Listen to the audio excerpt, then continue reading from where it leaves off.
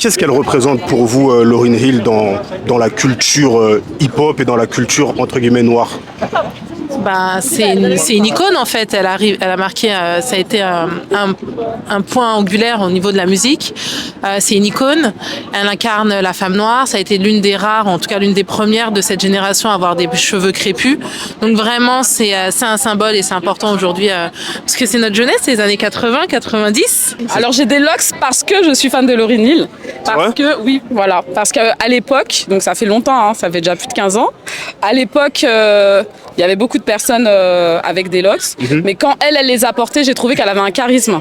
J'ai trouvé qu'elle apportait une touche en plus, quelque chose un peu de plus mystique, un peu de holistique, et donc du coup ça m'a fait kiffer, et c'est ce qui fait qu'aujourd'hui j'en ai et que je les ai encore.